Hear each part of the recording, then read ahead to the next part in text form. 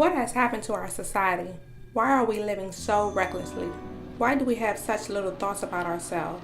Why don't we love and respect ourselves and each other? Why are there so many single parents? Why are people falling out of love with marriage? Why is divorce so common? Why are we living in an unhealthy state of affairs? Why are there so many people depressed and suicide so prevalent? I believe all of these issues begin with unhealthy relationships. I am one of those who have suffered through many life issues and yet have allowed God to transform and mature me through my hardships.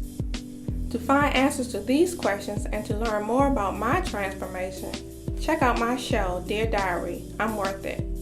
It's based off of my book, I'm Worth It, The Voice of Reason. It will surely bless your soul. My name is Tanya Harris, and I'm highly support I'm Worth It, The Voice of Reason by RaySean Clark. The book was so inspiring. It really speaks on the importance of being prepared and letting God lead you and not jumping to decisions without God's permission and without praying about it. The book really resonated to me because for me, I was married and I'm still married for 12 years.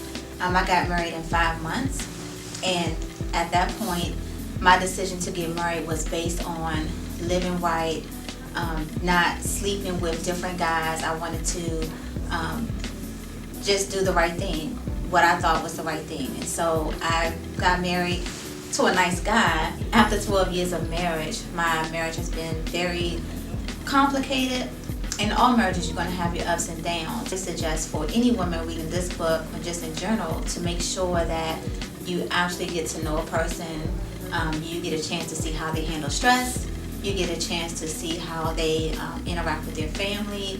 And especially if you're thinking about having children, like really have those serious conversations on their morals, their principles, even like the what would you do if this happened? Because once you commit to a marriage, it's a commitment, and the commitment then becomes about God, and it should be, but you don't want to be in a marriage where you are unhappy.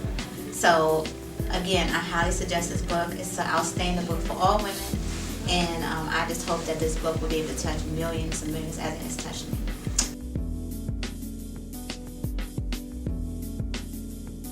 This book by RaySean Clark speaks about godly relationships, and we're here to talk about today a little bit about our relationships, or relationship as I should say, in reference to how we started off.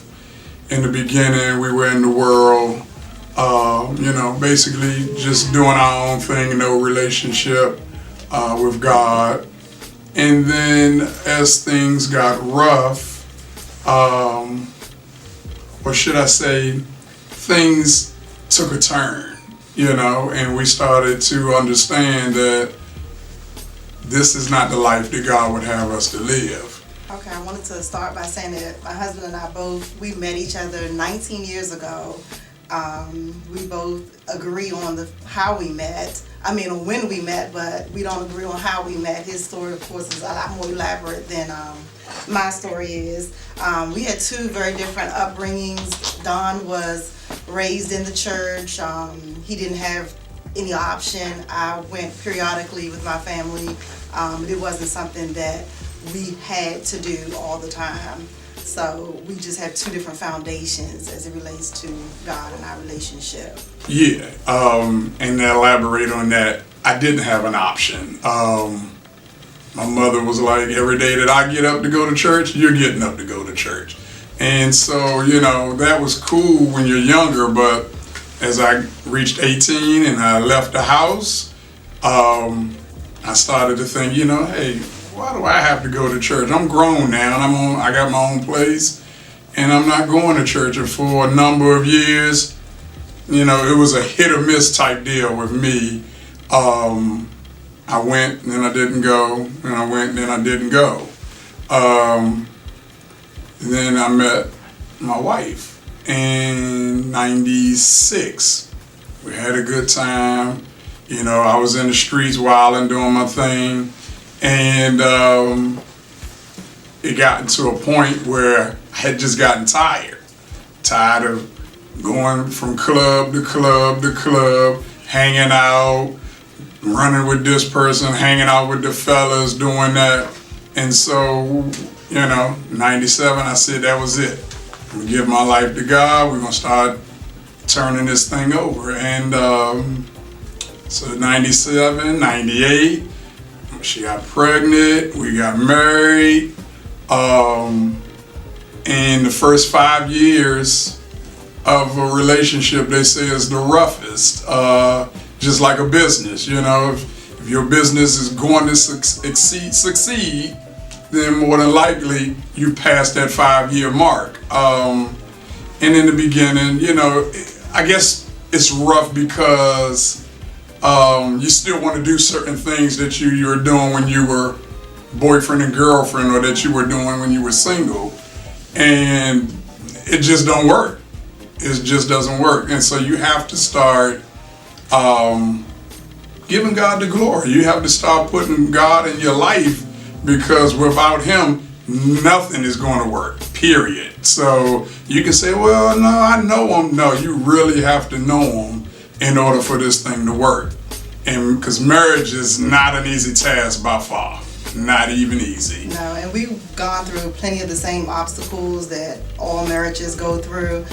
In the beginning, I don't think that we handled them the way that we should have handled them before accepting God in our life. But once we did, I think that made a big change in how we handled them, because we were accountable to not just one another, but we were also accountable to God and how we handled our obstacles with one another. And so, moving forward, like she said, the first 5 years they were rough. I don't want to be with you. I don't want to be with you either. Hey, okay, we're cool this day. I don't want to be with you this day. And like you said, that's just some of the things that you're going to go through in a marriage, because these are two people that are trying to get to know one another. And you never know anybody until you live with them, period, point blank. But moving forward, as we started to put Christ in our life and understanding that, hey, we're going to church, we're reading our word, we're doing what the Lord would have us do, it made this thing get that much easier, and it gave me a new love for her. I fell in love with her even deeper then, and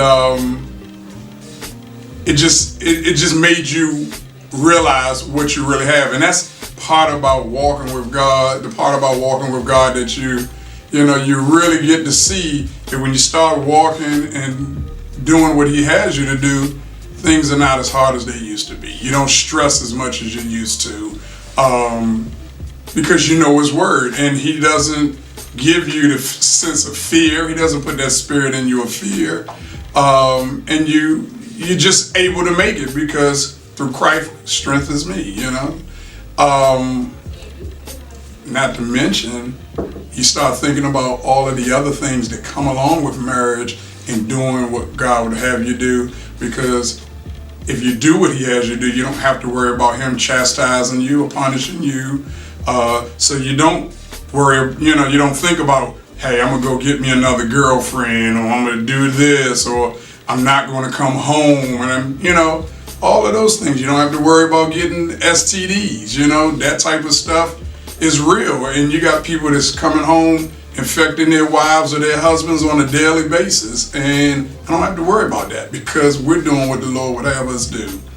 One thing I wanted to add, as far as having just a Christian partner or spouse, is a true blessing, because you have one another. The walk alone, marriage is one thing, you have your Christian walk, but I think having someone there with you that can encourage you, help you with reading your Bible, understanding your Bible, just living that life, it makes a difference.